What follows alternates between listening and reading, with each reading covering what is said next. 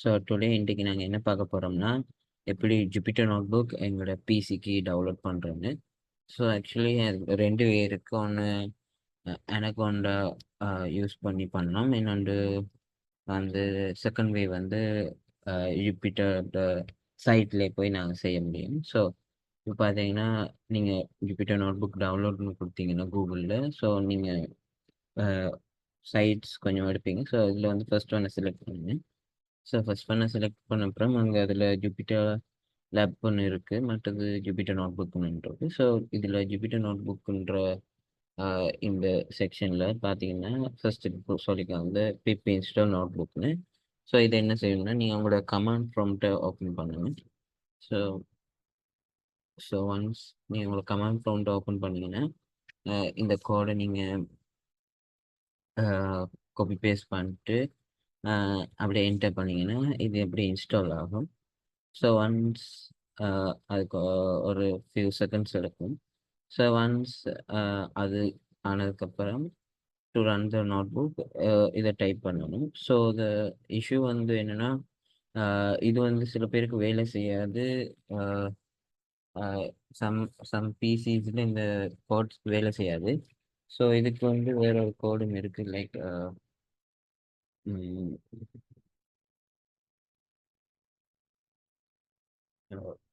So நீங்கள் இப்போ பார்த்தீங்கன்னா இது இப்போ இன்ஸ்டால் ஆகுது Jupyter notebook.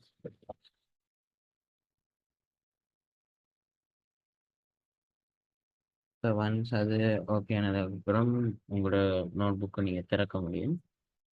So install பண்ணி தான் வச்சுருப்பேன்.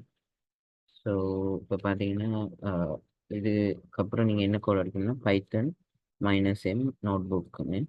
ஸோ இப்படி அடிக்கும் பொழுது உங்களோட ஜூபிட்டர் நோட் புக் ஓப்பன் ஆகும். ஜூபிட்டர் நோட் புக் வந்து ஓப்பன் ஆயிடுச்சு. ஸோ உங்களால் வந்து ஃபைல்ஸை பார்க்க முடியுது. ஸோ இப்படி தான் இன்ஸ்டால் பண்ணணும்.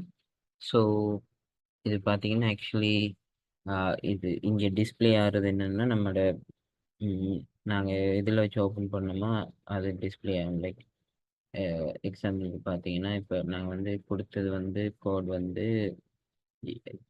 C users ஹெச்பின்னு. ஸோ அதில் இருக்க என்னென்ன ஃபைல்ஸ் இருக்கோ அது இங்கே டிஸ்பிளே ஆகும்.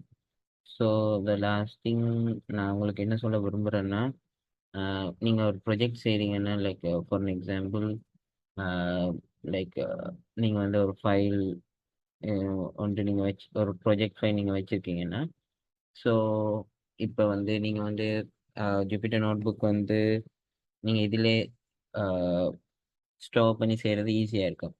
ஸோ ஈஸியானவே என்னென்னா மோஸ்ட்லி பீப்புள் சொல்லுவாங்க லைக்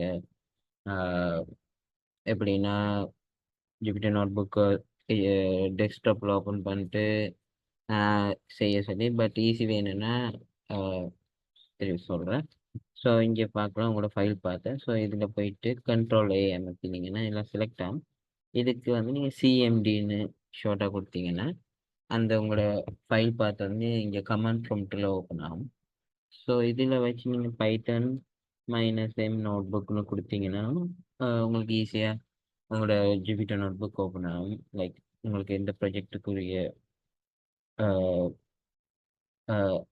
லைக் உங்களுக்கு எந்த ப்ராஜெக்ட் வேணுமோ அதுக்குரிய ஜூபிட்டர் நோட் புக்கை நீங்கள் க்ரியேட் பண்ண முடியும் ஈஸியாக. ஸோ ஒன்ஸ் இது ஓப்பன் ஆனதுக்கப்புறம் உங்களோட ஃபைல்ஸ் இதிலே இருக்கும்.